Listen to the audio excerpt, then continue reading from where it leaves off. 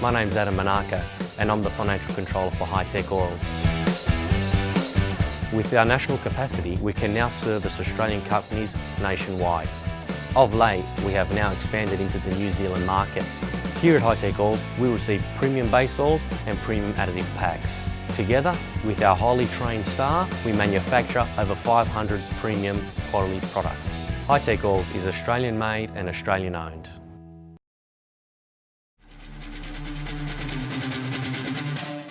Sitting equal second with Jack Perkins, Daniel Tomasi won't be competing this weekend due to mechanical issues. That hasn't stopped his son Stephen from picking up the mantle and taking his father's place in the final round of the year.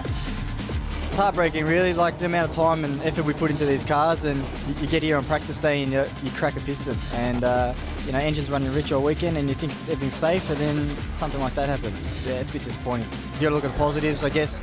So got a chance in the third. It's the first time we've been here at Eastern Creek in this car, so there was a lot of bugs to work out, but we did a fast qualifying time, and yeah, we're happy with it. Just ahead of the younger Tomasi, Michael Robinson is looking to pounce into third and cap off his best ever season in the Kerrick Sports Sedans. Tony's run off into the distance. He's miles ahead. Then there's obviously Jack and Daniel close on 3:30. I'm on 3:11, and I've got Steve Tomasi behind me. So it's quite close. There's only 20 odd points between the three of us, so there's plenty of opportunity, and the pressure's on. I haven't been to this track for 2 years, so I'm still learning it. I'm actually trying to improve. I need to get 2 or 3 seconds out of myself. A little bit in the car. We improved a few things yesterday, so I'm really not worried so much about the points. I just really want to probably get a bit higher up the grid, particularly in this first race, so that's my aim.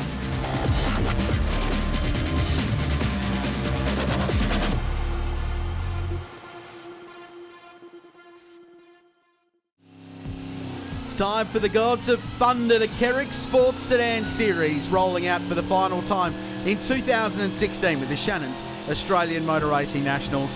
I love these cars, Chad Nailon. They're unbelievable.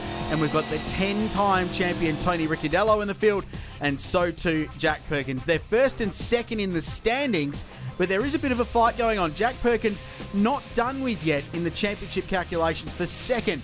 Daniel Tomasi struck issues, we'll talk about that. But Michael Robinson still very much in the game, and so too Stephen Tomasi. So Jack Perkins, who has plenty of experience here, including in supercars, needs to just keep focused in the big Audi and try and reel in second for the season. This is going to be their second race of the weekend. Windy, blustery conditions on a warm weekend in Sydney's west. And they'll line up with Ricciardello very much in the hunt again. But Perkins looking good for that second spot in the title hunt. Really difficult conditions too, blustery conditions, heavy winds here as well. So these cars, aero cars, will really struggle in some of these conditions when you get a crosswind. So it's Perkins on pole position alongside Tony Ricciardello. The sprint down to the first corner will be absolutely epic between those two.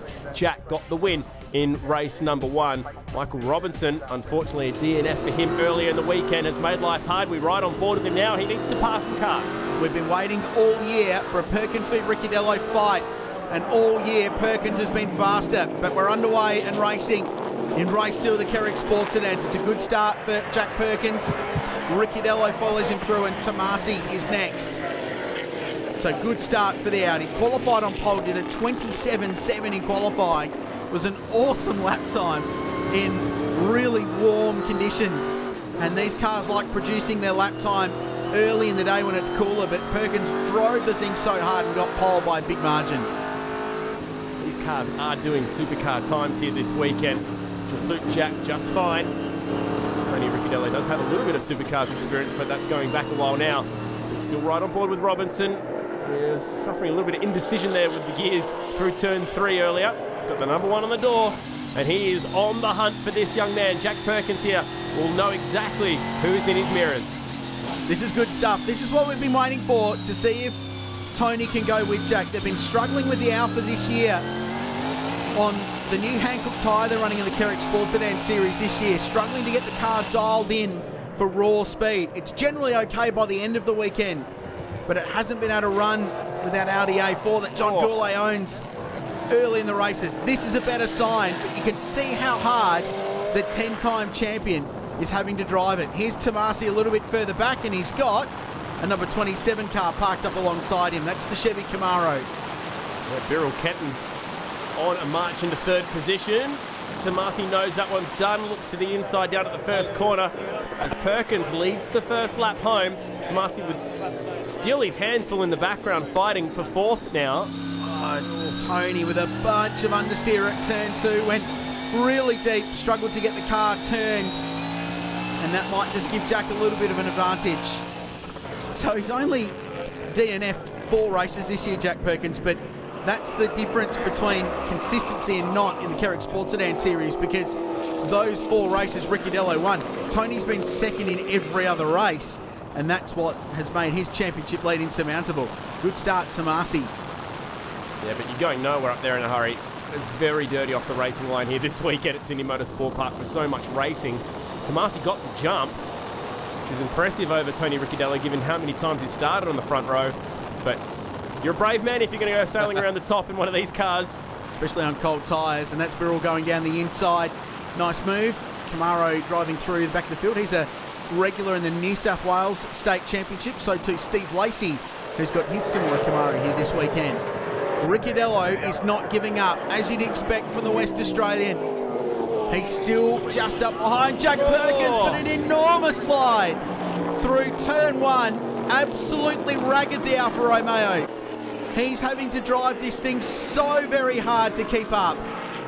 Well, it was a 130.6 on that last lap through, so they're turning quick 30s, and in hot, windy conditions, that's why it's proving to be so difficult to handle all this horsepower right now. Battle for fourth is still alive here too. I think they've rolled the dice with this one, Chad, with the Alfa. I think they've just thrown everything they can at that car to see if they can get in front early. They know that if they can lead the Audi, they can stay there. It is good enough to stay in front. The problem is chasing it and passing it. When you've got a guy as good as Jack Perkins behind the wheel, that's a very difficult thing to do. Here's Tomasi. These really difficult conditions. It's more than 30 degrees. It's blowing a gale. And these cars, they're lightweight, they've got a lot of power and a lot of aero. They're really sensitive to the wind change and direction here. So they might not be behaving as well as they ordinarily would.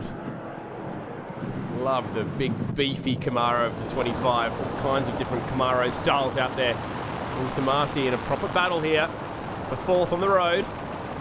Difficult spot to pass here. You just need to make sure that you get that inside curb and then get it turned in before the last corner to make sure no one can sneak up the inside. That's where the move for third was made on the opening lap. It will have to be... Oh, actually gets a really good exit and draws level with him. Tomasi's car does not get off that last corner well, does it? Look at this drag race. There's probably 1,200 horsepower, if not more, between these two. Actually, it's more like 1,600. They'd be 800 horsepower a pop, these two things. And the Corvette goes through into turn 1, so nice move. And Steve Lacey just tucked up in behind. So Tomasi under pressure. That car is a former championship winning car in the hands of the Queenslander Kerry Bailey, who sold it to the Tomasi family a couple of years ago. It's a good fight. He's dropped 2 spots though. So yeah, real shame for Daniel Tomasi here this weekend. Engine dramas putting him out of that championship fight that we mentioned earlier during the point score.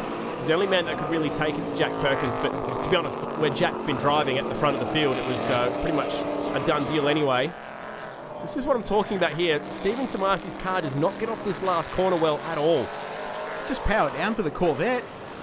Took a tighter exit from the corner and still able to out-drag the 300ZX on the run into turn 1. That is one mean vet, that thing. Isn't it? Just a quick dab of the brakes through that first corner, maybe downshift once only. And then that was Lacey getting the job done as well down there at turn 2. You lose that momentum there coming onto the front straight. You get passed by one. Leaves you vulnerable. Here's Robinson fighting with Smith. He's up the inside at the exit of 1. Well executed. Yeah, that was good. Those two Monaros have been inseparable all season long. They have had the biggest scrap between two very similar looking cars.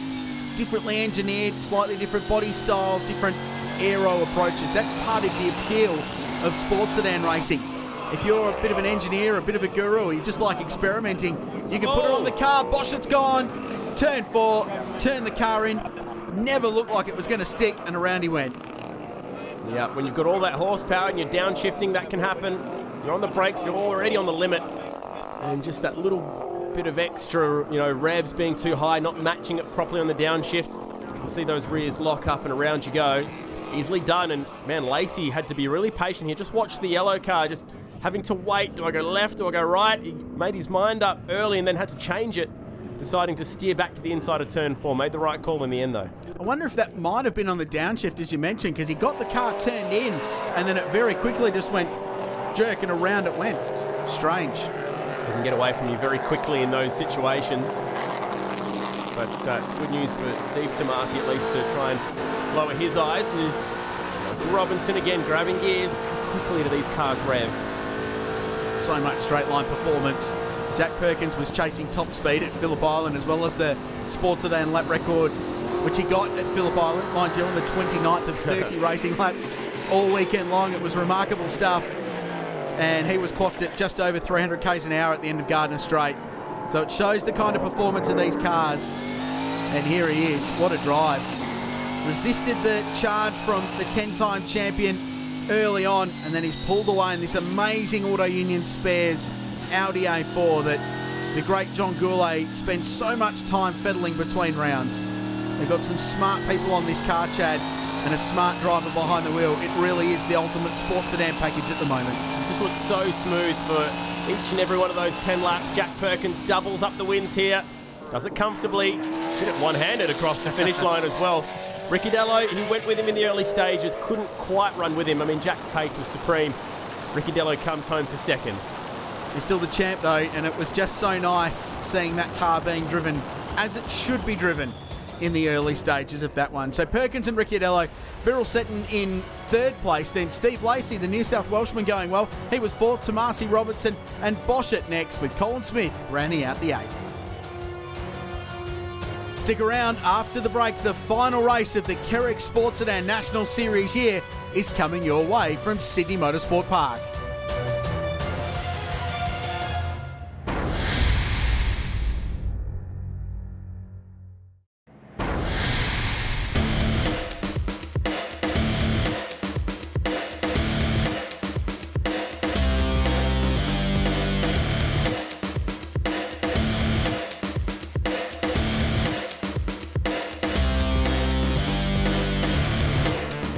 Proper playground, this one, for the Kerrick Sports Sedans at Sydney Motorsport Park. And this will be their last round of season 2016. Tony Ricciardello has been the man, wrapping up his 10th title. Jack Perkins, the man this weekend, 2 from 2, looking for the hat-trick. And he starts this one from pole position by virtue of his race victory so far. The final race of the year, Kerrick Sports Sedans National Series. It's been a strange season, this. Dominant year for Jack Perkins and the Audi, but consistency for Tony Ricciardello and the Alfa Romeo GTV, and that remarkable car has seen them win the championship. So they're 1 and 2 appropriately for the final race of the year. A couple of fast guys behind them, Birrell Seton and Stephen Tomasi, then Steve Lacey. Michael Robinson will be one to watch in the Monaro, who'll be looking to end the year on the high, the Victorian champion, as he works his way through. Here's Tomasi. Camaro's in front, ready for a start. Away we go. Last race of the year in the Kerrick Sports Sedans Series. This is fast. Everyone wanting that inside line. Oh, Tomasi. I thought he was going to go down the inside of the Camaro there at turn 1, but he backed out just at the end. No, we'll try it again at turn 2. Gets cut off big time. Robinson, he was hauling the mail down there at turn 2. Tomasi saw him late, if at all. Robbo couldn't get much more lock on that car through turn 2 either. He was hung out to dry and just clinging on out in the marbles at turn 2. That was frantic. That was exciting. It was. Pack madness there for a moment.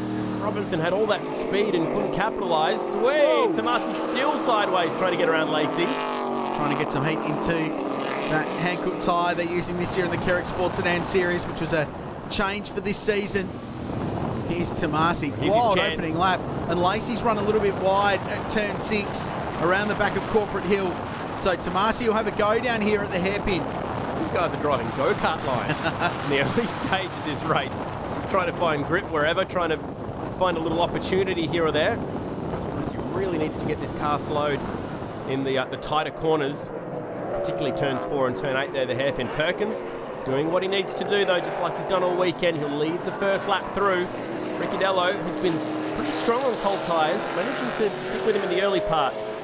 But if he doesn't get around that Audi in the next lap, he can pretty much kiss goodbye to that rear wing. And they're two of the best sounding race cars in Australian motor racing. How's the run for Tomasi? Oh, Lacey must have missed a gear coming out of the final corner because you don't get that kind of a run. Oh, wow, and Bosch it down the inside in the Corvette. that was brave. So Lacey losing a couple down that famous front straight. One of the big grandstand here at Sydney Motorsport Park. Got a shocking run off the last corner. He just got eaten alive there. Those Corvette tail lights. I love that car.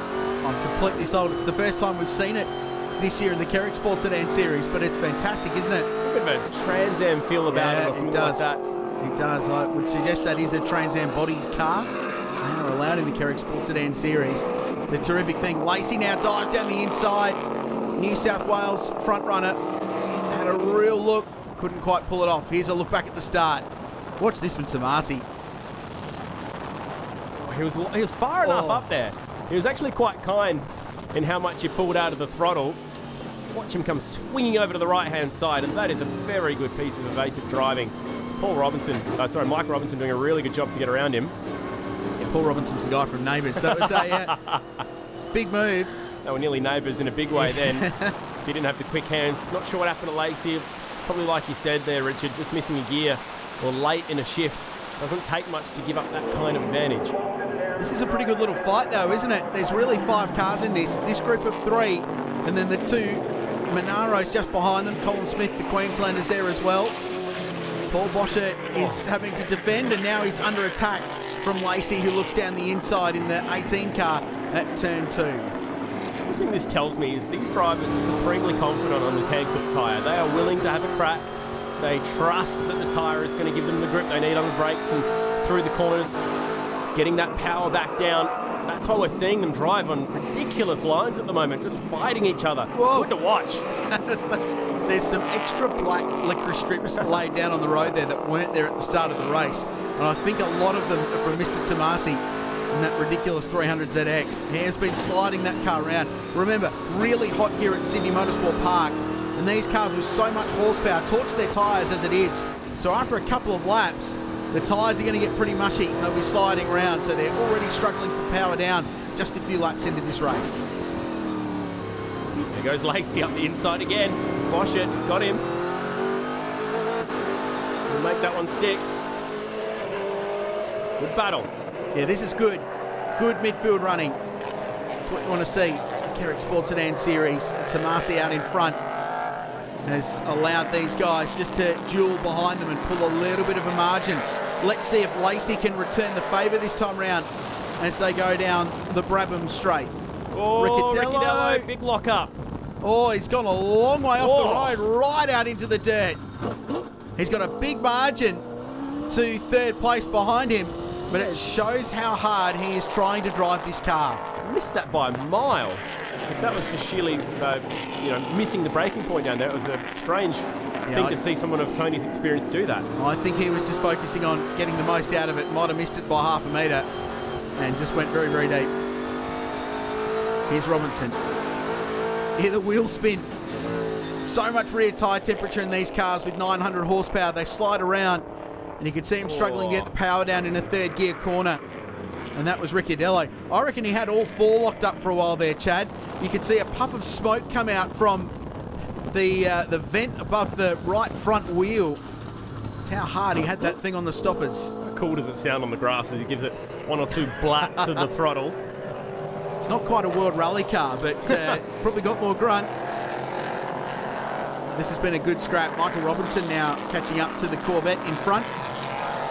Robbo's been a great supporter of the Kerrick series for a number of years now. A really competitive driver.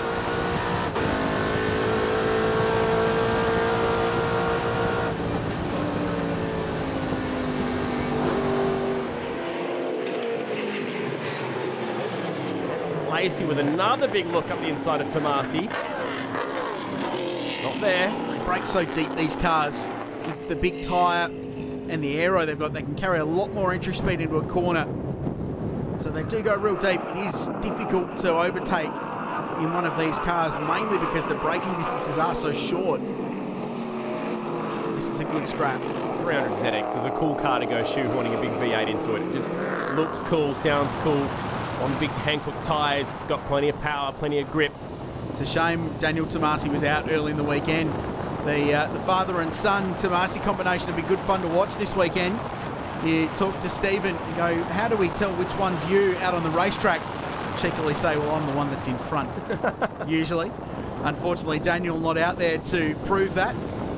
Daniel Tomasi's been so experienced in Kerrick Sports Sedans. He's been involved in so many famous moments over the years in the Kerrick series. It's great to see that this championship still has a home where it is right now, and it's still got some cars that you dare to dream of, you know. That back in the day, this is a series that goes a long way back into the heyday of Australian motorsport, and sports sedans rivaled touring cars for popularity at one point. We had the big names like Bob Jane out there. It was a cool series back then, and it's still got a bit of swagger about it in 2016. And it's cool that it still draws big names as well, like Jack Perkins, to get out there and have a pedal. Long may it rain, Richard, because it's the kind of category that you just need to get to the fence and watch. Yeah, it's the last real bastion of free engineering too, isn't it? The rulebook's pretty short in these cars, and it allows innovative people to do innovative things with very cool racing cars. That's why you can jam a 6-litre Chevy V8 in a space frame chassis and put an Audi DTM body on it and do what John Goulet and his boys and girls have done in their amazing team. Washington's in a really awkward spot here. Should be able to see the oncoming traffic from where he is. That concrete wall, turn 6, does go out quite far. Now let's see. Oh, that is a drift spec. I thought he might catch that for a moment. That was almost like it did that on the down change too, because it was very late. Remember, we saw him do that in race 2. Had that spin at turn 4. So I wonder if it's the same problem. Yeah, that is actually the first corner on the South Circuit for drifting here. So just putting that out there. I wonder if we'll get some sideways action here from Jack Perkins. The last lap of 2016, he's got it won by a mile here after Tony had that little moment down at turn 2. How relaxed is this guy? Arm on the windowsill. Check it out. He's fat arming it on the way back. He's That's cruising cool. around. It's like his old man at Bathurst in the 90s. He loves driving this car, Jack. I think he likes the engineering process as much as he does the actual driving. But he's as chilled out as they come about this process. What a season it's been. You know when you rock up with your HRT race suit on as well, it sends a message. Yeah, correct. To everyone in the pit lane that you mean business and you know how to get the job done. It really is a shame they had the mechanical dramas in this car at the start of the year. Swept around at Sandown, but Winton, the wheels fell off. It was a real shame, and that restricted him from having a crack at the championship and giving us that great fight with Tony Ricciardello, taking nothing away from the Alpha driver and his record 10th championship. But it's been a delight to watch Jack Perkins at work in car number 4 this year. He's going to cap his season off with another clean sweep. And it's 3 wins from 3 starts at Sydney Motorsport Park for that Audi A4. And what about that Alpha? Tony Ricciardello, 10 championships for this car. One day it'll be put into retirement, it'll be put out to pasture, but I tell you what, it's going to go out fighting all the way once again. Will we see it back next year? When will the new car arrive for the Perth-based team? But he is still very competitive, getting that 10th championship. It's Jack Perkins who gets the 3 from 3 here this weekend, but that battle will be absolutely hotly contested in 2017 once again. I enjoy driving. It's good fun to come away with the whole team. John puts on a good show. Neil, Shang, Ian, all the boys. We have a lot of fun, but we also work pretty hard at making sure the car's fast. We didn't win every race, but we come pretty close. So it was all in all a pretty good year. Well, I've been driving since 1998, and we've only missed 1 season since then. And you know, it's going backwards and forwards. It's pretty tough, and you know, the old girls are still fighting away. We didn't have any DNFs this year, and you know, it's just a credit to the guys and our preparation and all the guys back in Perth, the guys who do all the machine work, and you know, it's just without them we wouldn't be where we are today. So another great year in the Kerrick Sports Sedans National Series, and it's 10 championships for Tony Ricciardello. Perkins safe in second, and Stephen Tomasi on the podium. A great year for the Victorian. 406 points puts him third in front of Michael Robinson and the Queenslander, Colin Smith. Great racing here at Sydney Motorsport Park once again. Thanks for joining us for our coverage of the Nationals out here in Sydney's West. We'll see you for the next episode.